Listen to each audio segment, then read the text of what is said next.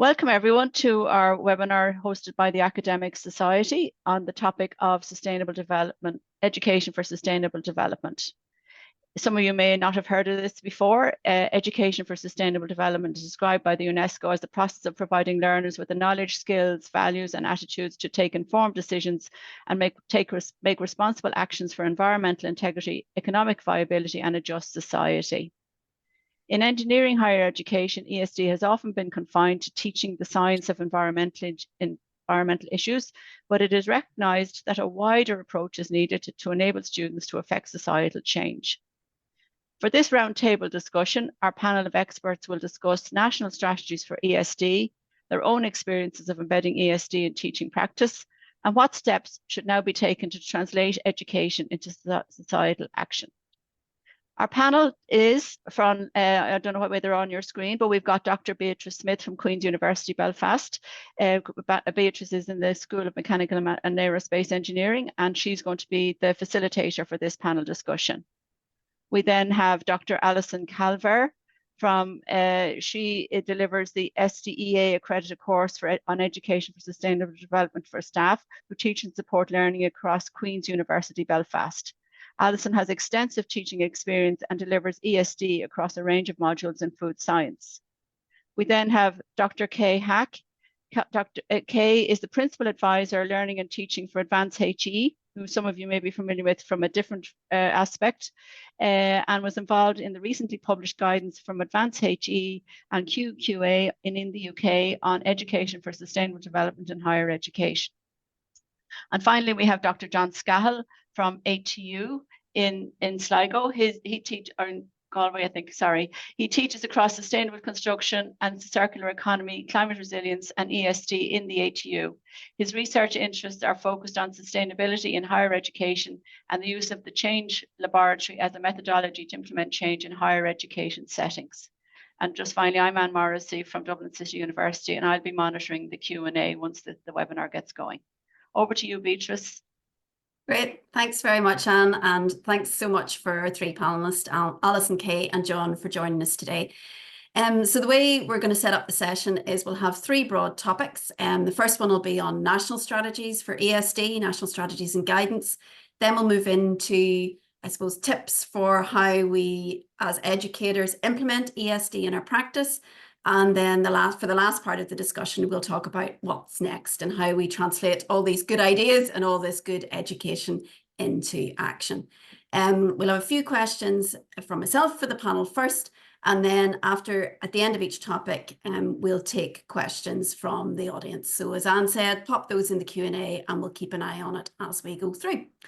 So we'll start now on our first topic, which is about national strategies and guidance for education for sustainable development in higher education. Now, both England and Ireland have recently published national strategies for education for sustainable development. And these strategies will impact how and what we teach in engineering in higher education. Advanced HE has also released guidance to help institutions incorporate ESD in their curricula. So based against this backdrop and from your knowledge of these strategies and guidance, and I'm going to start with Kay on this one, if that's okay, Kay.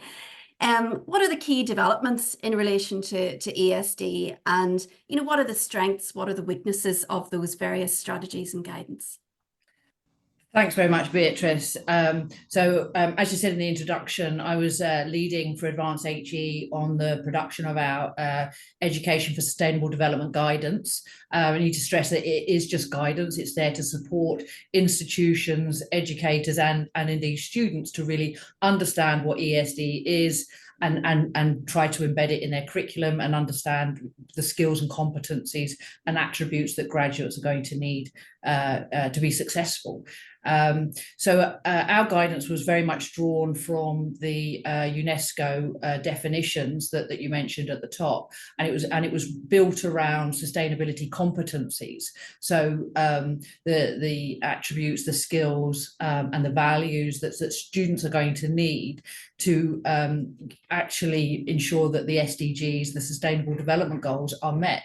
So the goals themselves they're in the guidance, but they're as a kind of a platform and almost as a you know, this is how you do it and this is what you want to do. So those two things are separated.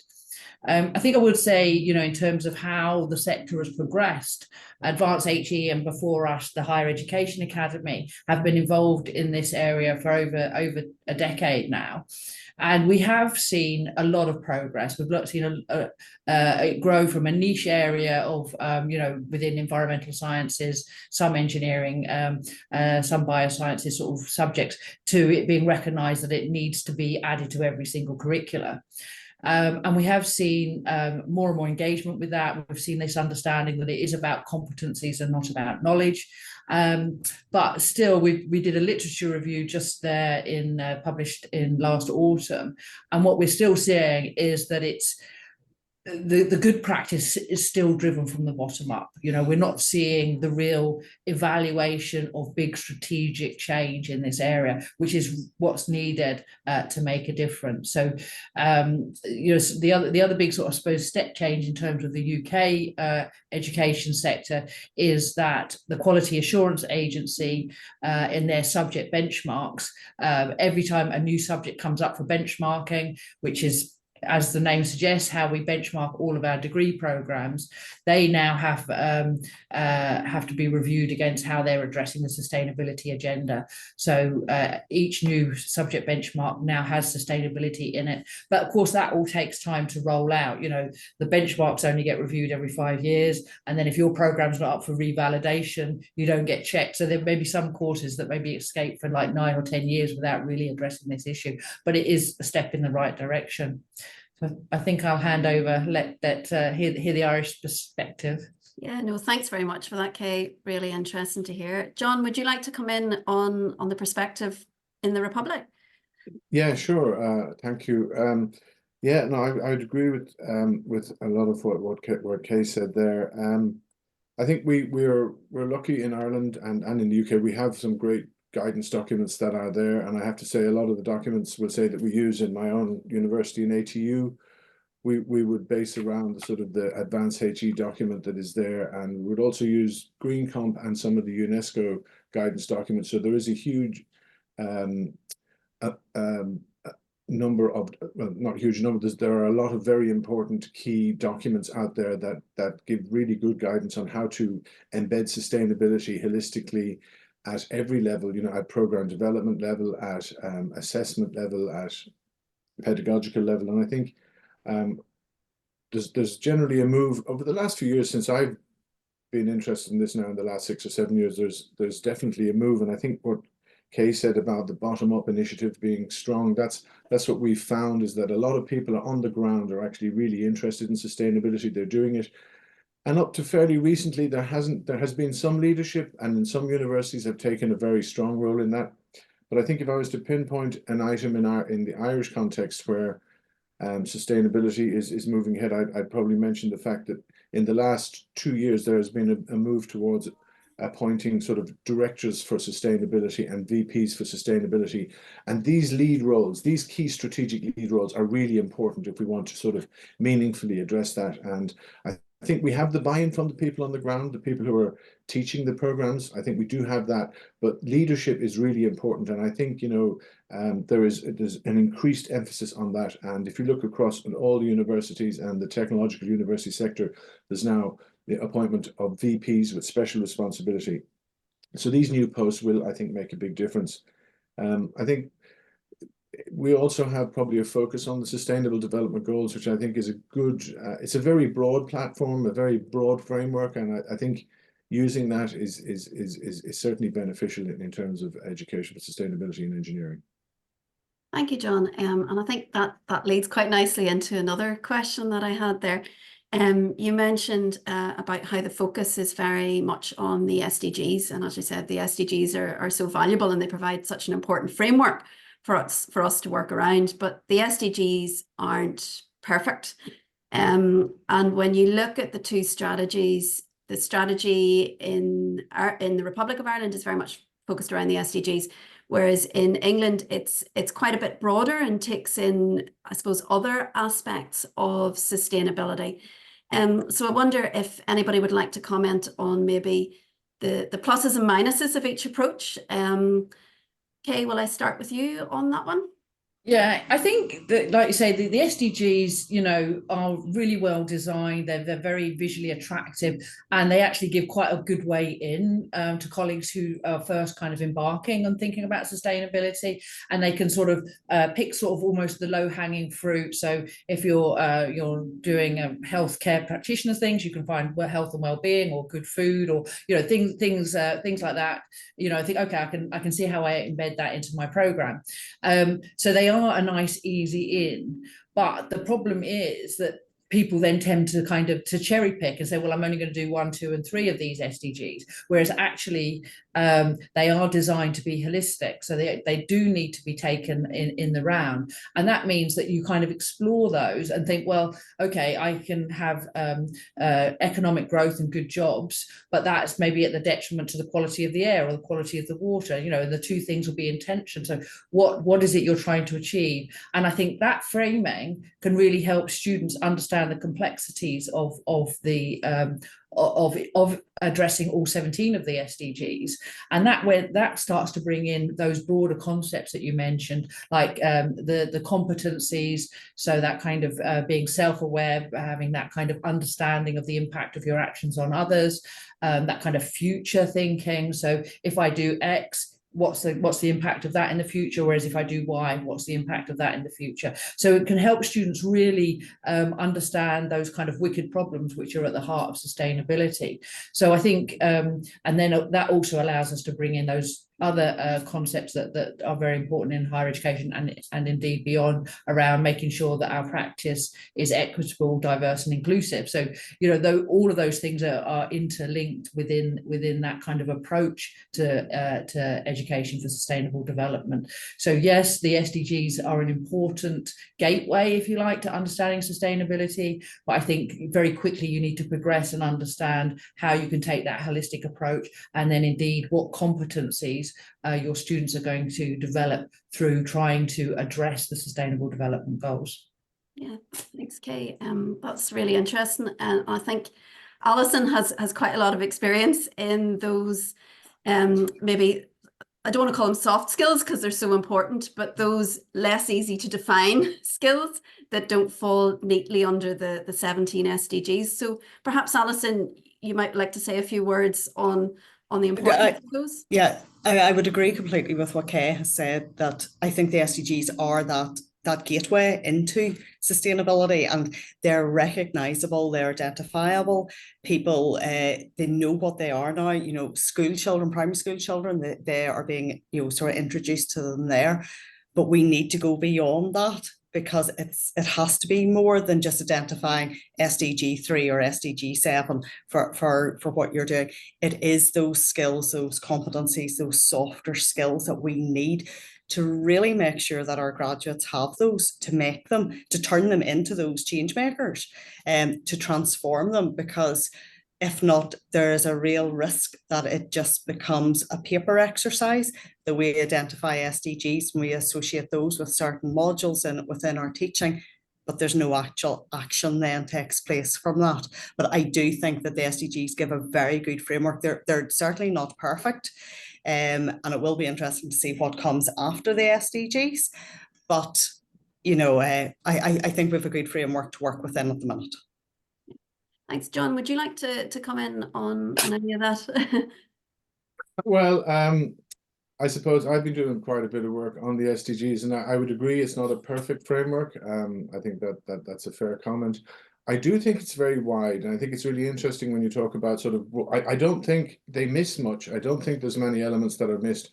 And I was trying to, I mean, when it comes to the competence, I think they do provide that broad range of materials. And yes, you need the competencies. That's a separate element, I think, in terms of pedagogical approach. But if you want a framework with which I think to employ the competencies, I think the SDG framework is very good for that. I agree that they're not perfect, but one of the things I've discovered recently is that there is one of the downsides to them. You mentioned cherry picking. Cherry picking the SDGs isn't a fault of the SDGs; it's a fault of the cherry picker. Yes.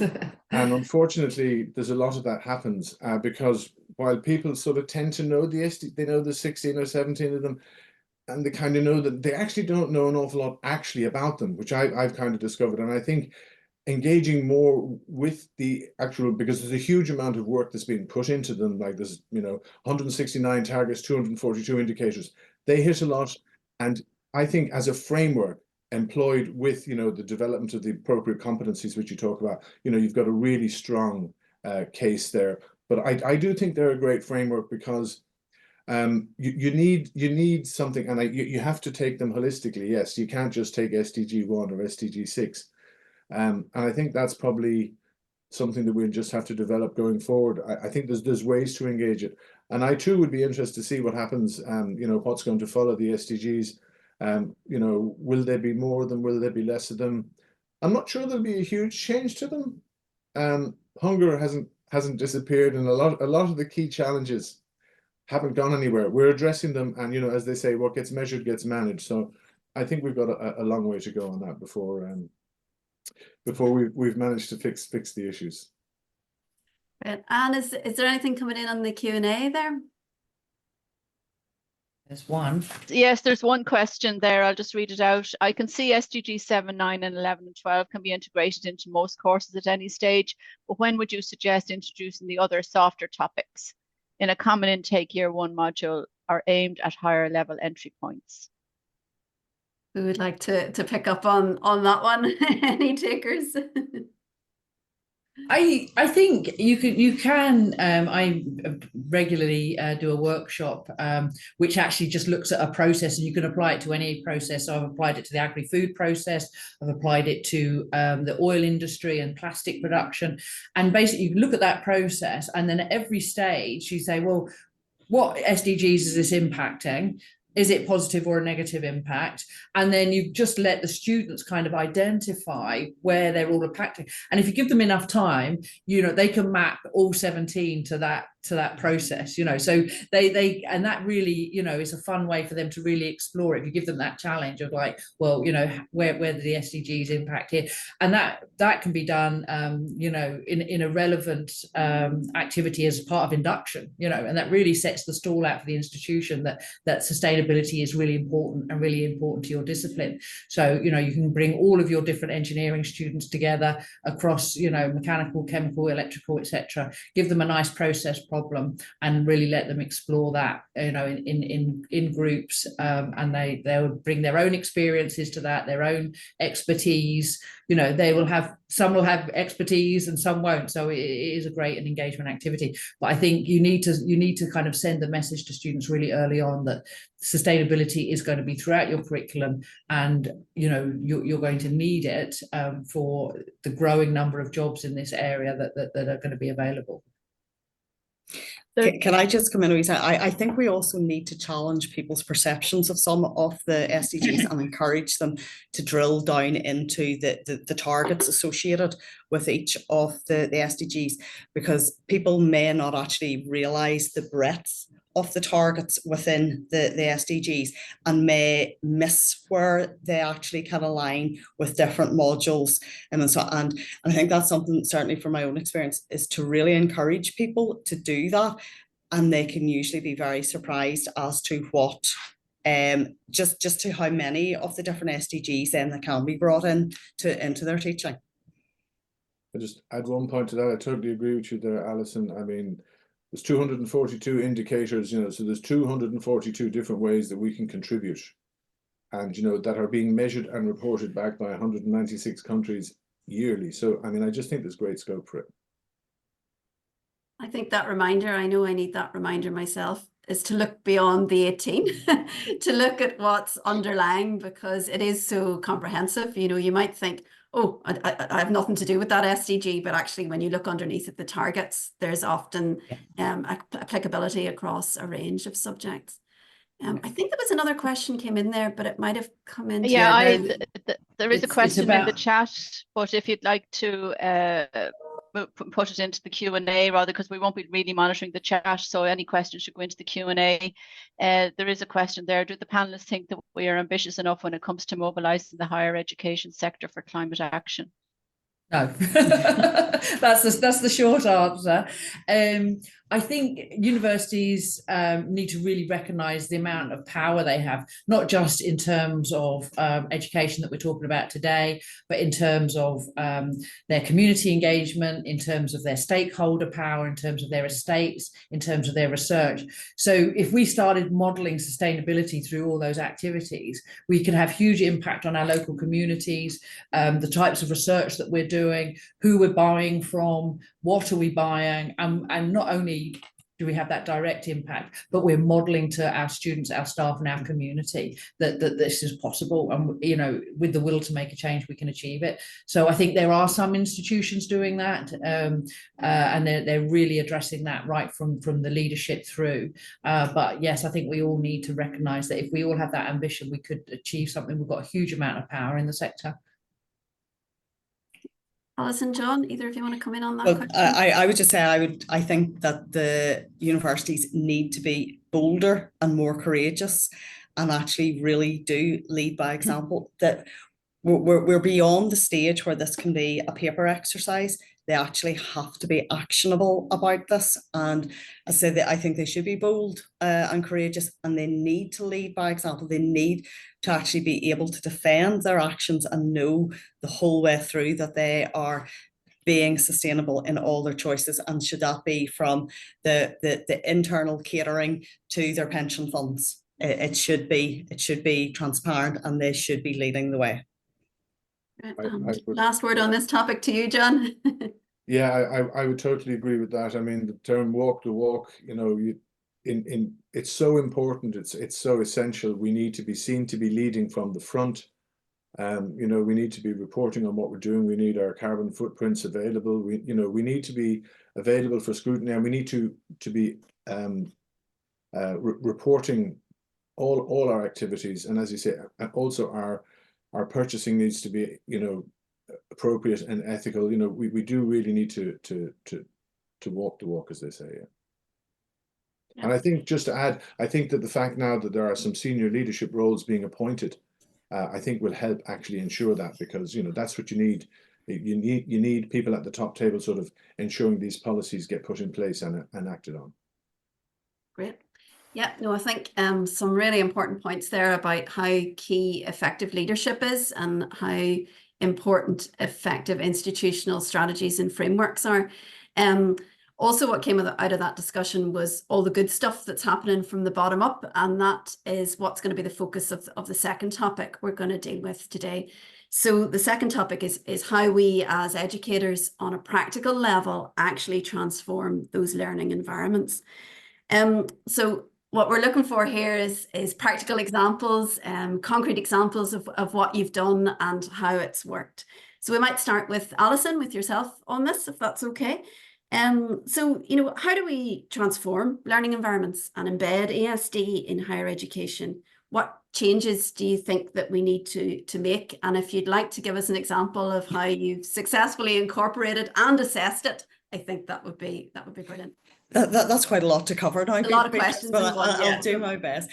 Just sort of to give a bit of context, after I completed my PhD, I actually worked in the dairy industry for 10 years. So I was late into academia, but I'm really passionate about actually having real life scenarios.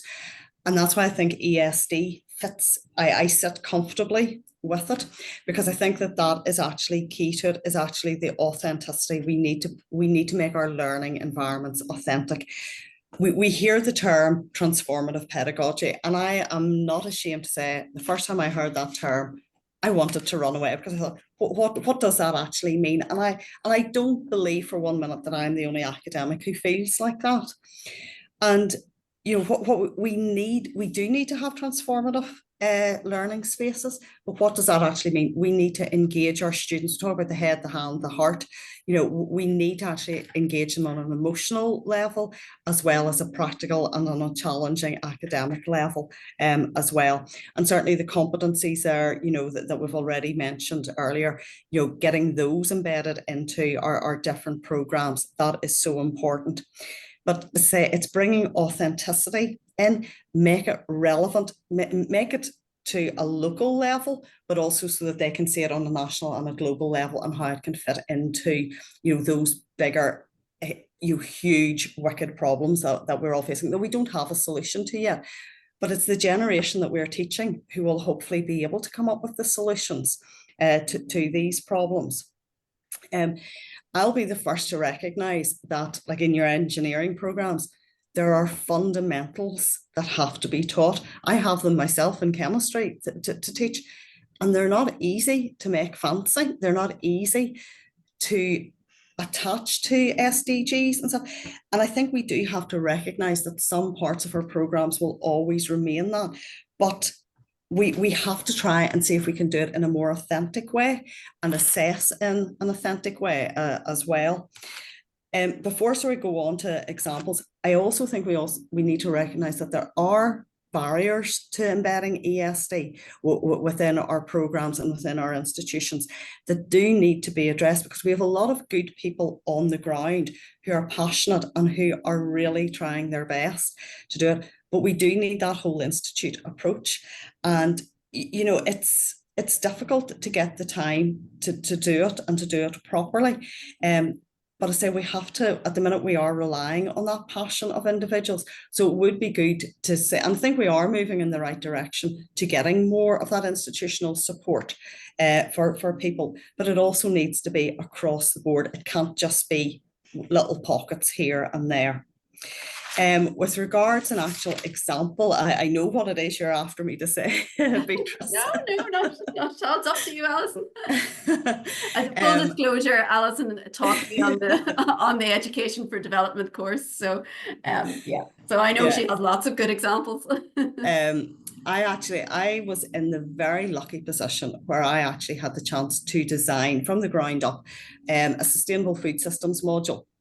And it was designed on ESD principles from the ground up. And it was challenging because we were aware of our stakeholder needs and the learning outcomes that we had to meet, all of the things that apply to all modules. But it was how we went about that was we brought in, I would say, the authenticity. We brought in industry. We did the interdisciplinary approach to it. And we heavily involved industry, like, for example, the problem solving, because it's food systems. So we were dealing with the different food sectors. And we got the industry personnel to actually pose to the class, okay, these are the 3 biggest challenges that we are facing in the dairy industry, because ultimately the poor cows get blamed for just about everything, okay? And it was amazing to watch the students, how they responded and how they really rose to the challenge of that in that environment. It was an innovative, it was creative, and it was fun for them, but they really did join the dots together. And I think it is, I would put it down to the authenticity. Rather than somebody standing delivering just theory, it is about giving it that real world example.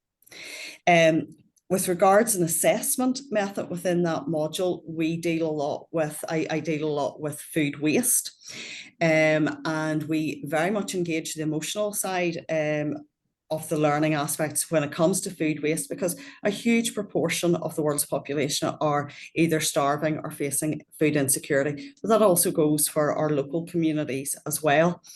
And you know, there's some very hard-hitting facts and statistics around that. We take our students out to a food bank, we take them out to Fair Share, and we also take them out to a food redistribution centre. All of this food, perfectly safe, perfectly edible, but would actually be destined for landfill otherwise. And it is quite shocking to see the scale of that, even within Northern Ireland. We then tie that into an assessment that uses live Fair Share data, where they can see, the students can actually see the donations that are coming in, but also more importantly, the need for it and the allocation to the different groups. So again, it's that authenticity and getting them to, they are still writing a report, but it is actually, they've given freedom of choice how they're going to do it, but it's about raising awareness of the problems within that report. Great. Thanks, Alison. Such a good example. It makes me want to go and do that module. I'll always find space for you, Beatrice. Great. John, would you have any examples of authentic implementation of ESD and authentic assessment in your school, in your area? Yes, I think we do. I suppose I can focus really on what we do in ATU at the moment. I mean, one of the things at a sort of a very high level is in relation to program review. I think you mentioned it earlier on, Kay. We have incorporated, there were in the last program review that occurred, there were three topics that had to be addressed. One was assessment, one was employability, and the other was sustainability. So we have to address sustainability comprehensively at a program design level. So you have to incorporate it in relation to your program learning outcomes, and link it back to your module learning outcomes. So there's a mapping exercise that has to occur there. So that introduces it, we'll say, at the higher level. And then we also have a number of dedicated programs in relation to education for sustainability. So I know you mentioned, Beatrice, you did a course with Alison or whatever. We do a level 9 module for lecturers as part of our MA in Teaching and Learning on education for sustainability. Get quite a lot of staff doing that, and it kind of introduces a lot of the concepts around education for sustainability and how you can do that. So that's sort of a dedicated program to that. We've also got a dedicated program on the actual sustainable development goals, on getting into the nitty-gritty on those. And we have a number of other smaller courses as well, and some MOOCs. In terms of, I suppose, work with students, I would agree with what Alison said there. Authentic case studies. Well, I mean, I think the interesting thing is engineering by its nature has been studying sustainability for, since it was evolved because, sustainability is a fundamental part of it now. And there's so much now that we have to consider in relation to engineering that perhaps wasn't key earlier on, sort of the environmental issues and the social issues, to broaden it out. So we have, I suppose, a lot of the programs in all the campuses in Mayo, Galway, and Sligo and Donegal would have a focus on practical examples of how you apply engineering skills to solve particular real-world problems. And we would generally try and fix the problems around, sustainability-related issues. That gives real-world buy-in, and I think it sort of it feeds into the students' capacity to have agency and also engagement. So, and then I think lastly, thing I'd mention probably is we do some postgraduate programs, and we would a lot of the postgraduate people would be people who are working. So if they were doing level 9s, the assessments would be around work projects that were focused on their own work. So they would be doing sustainability related projects in relation to their own work. And in particular, I can just think of, we have a master's degree on circular economy in the built environment, and that is all about looking at circularity and embedding sustainability in relation to their own practices. So it's kind of designed to sort of work for their own education and also work for their organization. So that would be our sort of approach. The main message I'm getting, which I'm going to write it down, is keep it real. If I can just add in there, I think both Alison and John have identified the core, which is that you need authentic case studies, problems for students to work on. They need to be interdisciplinary because engineers can solve recycle your plastic bottles as an example that I've just recently seen.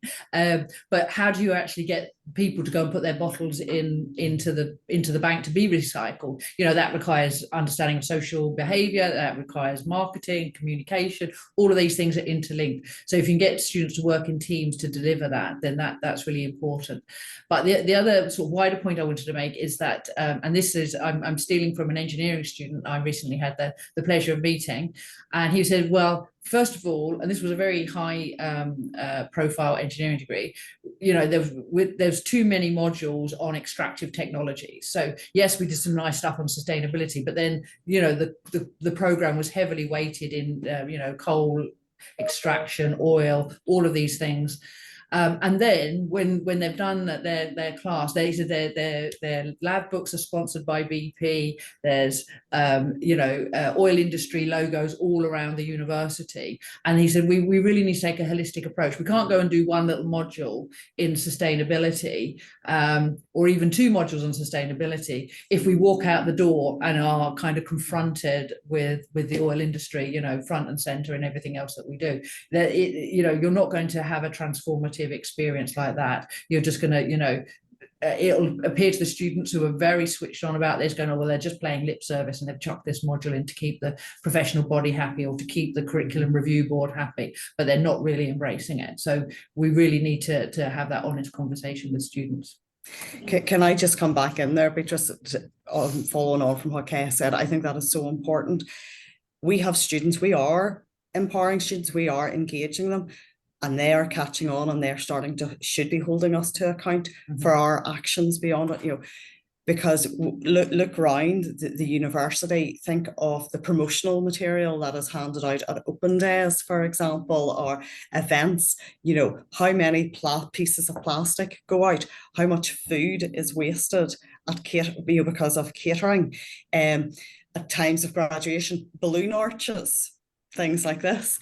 You know, we have to practice what we preach. We cannot just stand in the classroom and tell our students that they have to be. We can do all this wonderful work, you know, and we can tell them what to do. But if they do not see the whole institute actually following suit and doing what we're telling them to do, we lose that impact.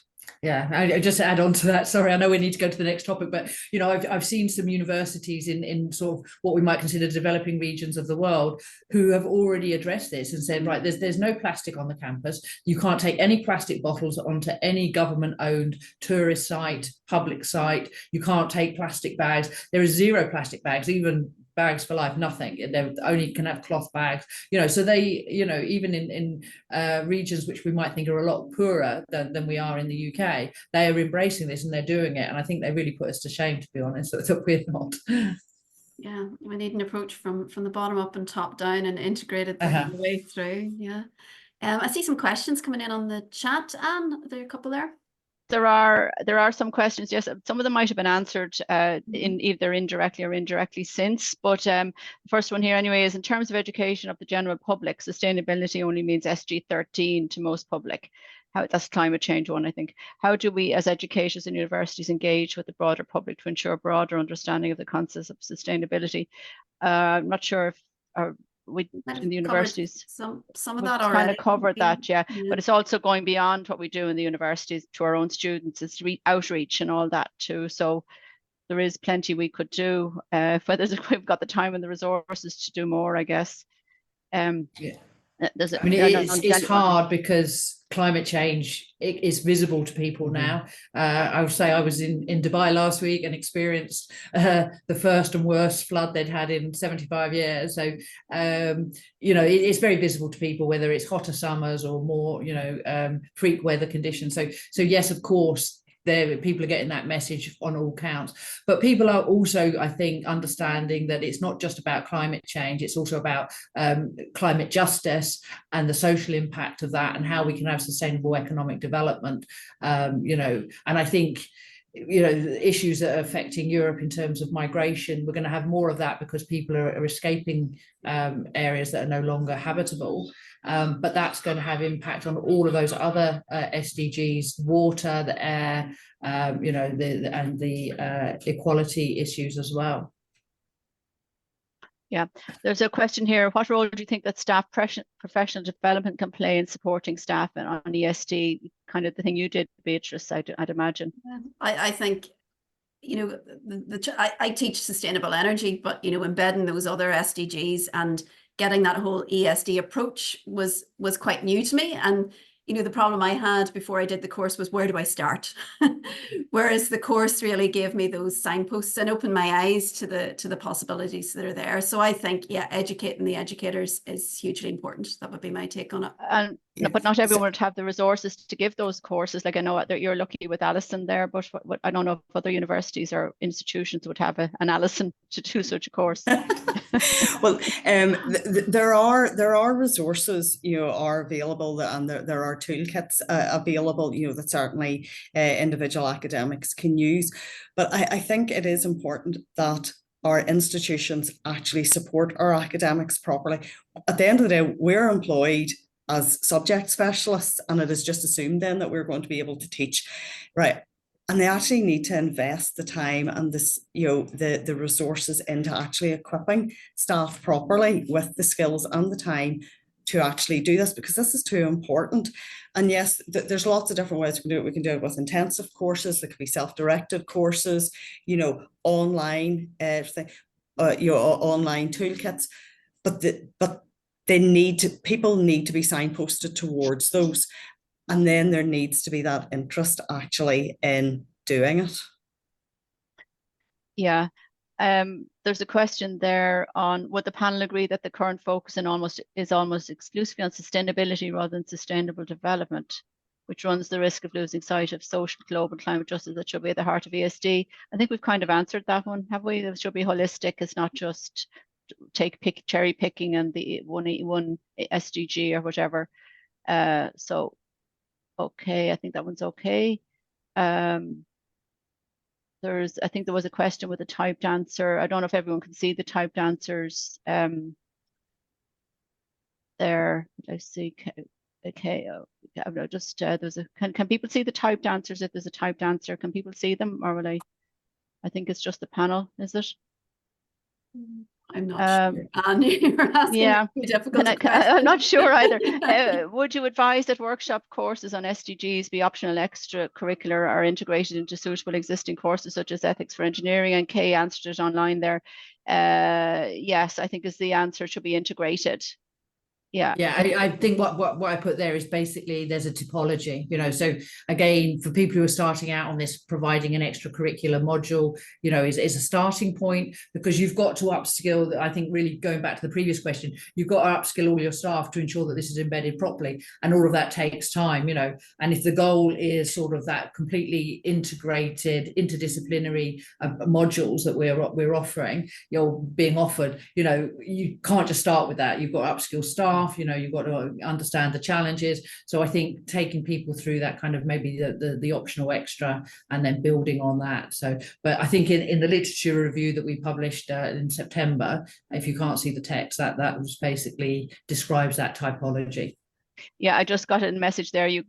Everyone, the attendees can see the typed answer, so that's fine. Great. And check my spelling. yeah. And then the last question here is just a link to some courses on education for sustainability run by Open Education, or Open Courses. So thank you for that. Thanks, okay. Anne. Okay. All right. That's all the questions for now. Okay, we'll move on to the next topic. We're just more or less on time, so we'll still finish up by 2.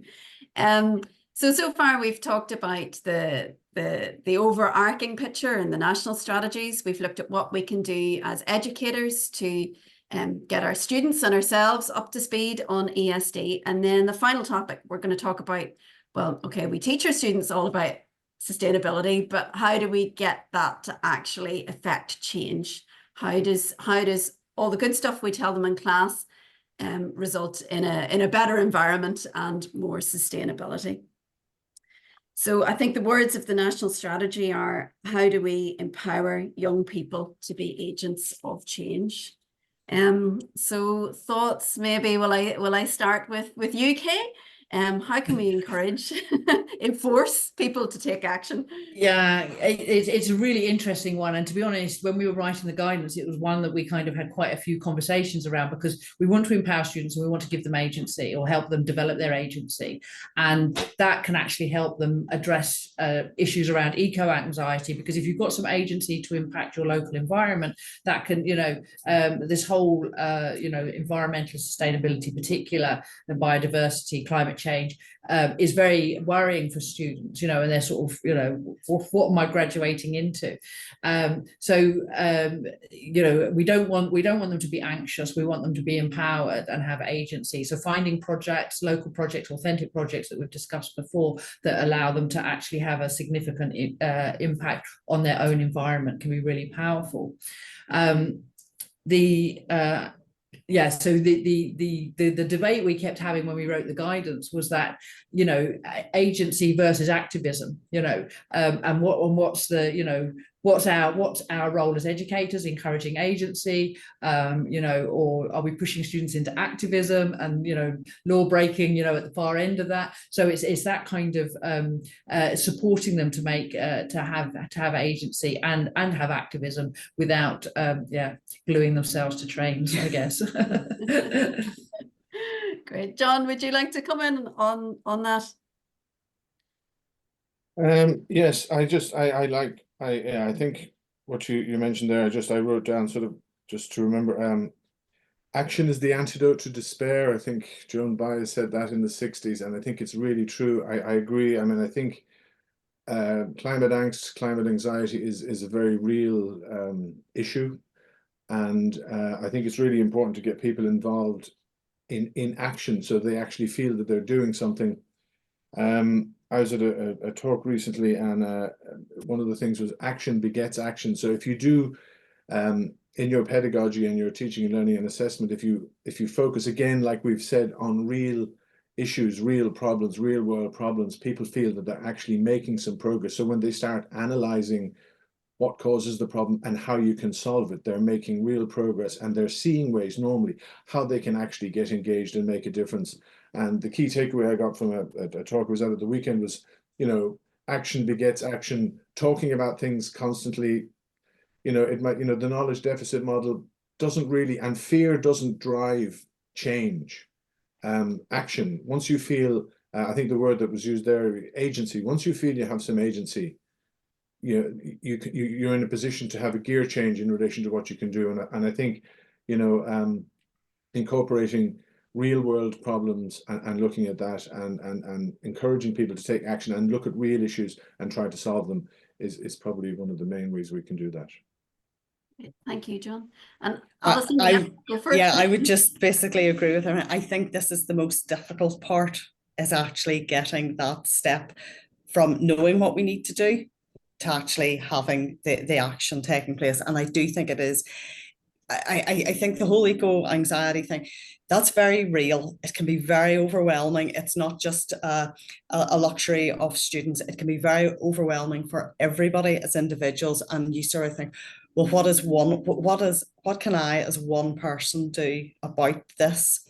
And it was a lady in a food bank said to me, she says, that if every one of us took one step to address the food waste within our fridge and within our own homes, what a huge difference that would make. And that is the principle of it. If every one of us can just take that first step, it will lead on. And it is feeling that you do have that some level of control in a largely uncontrolled situation, I think makes such a huge difference. And it's encouraging our students to do that and supporting them, and I think recognizing whenever they do take action and giving them credit for taking action and being prepared to maybe go against the norm and do it. However, it is also recognition that it's not always easy to do, but then nothing in life is easy. That's worth doing is easy. Right, thank you, Alison. Okay, do we've no questions in from the Q&A yet? No, we don't. So I'll just pick up maybe on one thing before we finish. We were having a discussion before we started about emotionally engaging students, and I think, Alison, when you talked about the food bank trips, you were seeing that real engagement with the students in the topic, and I suppose the deepening of their understanding. Has that course been running long enough yet for you to be able to tell if any changes have resulted when those students go out into the world as graduates? Well, that course is only ran for 2 academic years now. Yeah. What we are seeing now this year is we have students for the first who are going on the professional studies placement year who are now actually going to those food charities, which we would offer a lot of opportunities for placement into different, like health trusts on a nutrition basis, into retail, the likes of Marks and Spencer's, as well as primary production and manufacture. But it was actually that first cohort who went through the first cohort, there were individuals who actually came and said, we really want to get involved in this sector, and we are seeing that sustainability now we are having to provide, and it's great that we are being challenged to provide those sorts of placements for students. So it is definitely following through with them, and that's a compulsory level 1 module for our food students. And as I say, they're now, those first cohort are now ready to go out on placement, and that's, some of them are heading to. So I'm very proud that it has sparked that level of interest for them. Yeah, I think that's amazing, really. You know, just seeing that result. That's Yeah. ESD in action, in practice, and with impact. So before we finish up, just any last words from any of our panelists? John, perhaps I'll start with you. Anything burning that you forgot to say or that we didn't get to that you'd like to add? Final thoughts before we close up? No, I think it was a great opportunity to talk about some of the material. Like there's a lot of, I think, interest at the moment. In the last year or two, I think it certainly has come to the fore. ESD is now a sort of a main agenda item in education in Ireland, and I'm really glad to see that. I think we have a great guidance document in the ESD strategy. I think we have some fantastic guidance documents with the advanced HE documents, the green competencies, the UN. There's a lot of great material out there. If anything, I would just try and encourage the government to sort of fund it a little bit better. I think one of the weaknesses perhaps at the moment is while we've got a great strategy, we don't have a very clear funding mechanism in place for higher education and sustainability. And call me biased, but I think it's probably one of the key areas that we need to invest in going forward in the future is upskilling our staff and sort of bringing that message to the students. Because as I said, from the bottom up, a lot of people are already doing it, but it lacks that sort of coherence, that glue to make it hit as hard as it could. I'm hopeful it will happen, but you know, in order for that to happen, it's going to need significant financial support, I think. Thank you, John. Okay, any last words from yourself? Yeah, I think one of the things I did want to touch on was the role of the professional, the PSRBs, statutory and regulatory bodies in this. They are starting to get sustainability embedded into the curriculum, and they have a lot of weight and a lot of power, you know, in curriculum design and program design. And I think getting them behind it. So I'm sure most of the people in the audience are members of their professional body, the Engineering Council and all its various bodies. And I know because I was at an event with them recently, they are really embracing this. And I think if we have the voice of the members pushing them, say, yeah, we really need these competencies embedded in our curriculum for our new employees coming forward, we want to have those skills. So I think that is a piece of agency for everybody who is a member of a professional body to keep pushing them. They are moving, but you know what professional bodies are like. Hopefully there's none of them in the room.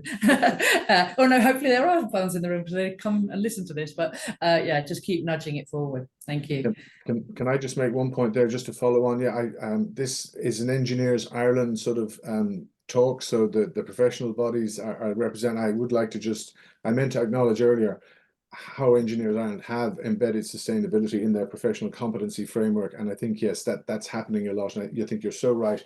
It's really important, and I'm very proud to say it is happening in engineering, and I think in a lot of the construction related programs like surveying and that, and the other engineering specialities as well. Thank you. And Alison, last words from yourself. Just to finish up, I think we have some brilliant people on the ground across all institutions who are passionate. And I think we feel the moral and ethical responsibility to be involved in this. And I think we need to continue to push forward with that. I think we need to try and hold our institutions to account so that they actually do deliver what they are talking about, to move beyond these mapping exercises and actually deliver what they're promising. I think we have some amazing champions, influencers, whatever you want to call them, you know, around the universities, and it's about building that network. And like, as we said at the very start, it's that bottom-up approach, but it does need to be supported from the top down, and hopefully we do all meet somewhere in the middle with good results. Brilliant. Thanks so much to all our panelists today. Thanks for your time, and thanks for sharing your knowledge and expertise. I think I've certainly learned a whole lot today. So my takeaways from today have been, we need a joined up approach, top to bottom, integrated across the board, us as educators, our institutions, the professional bodies, and society on board too. And the other big takeaway I have from today is keep it real for our students, because that's what keeps them engaged.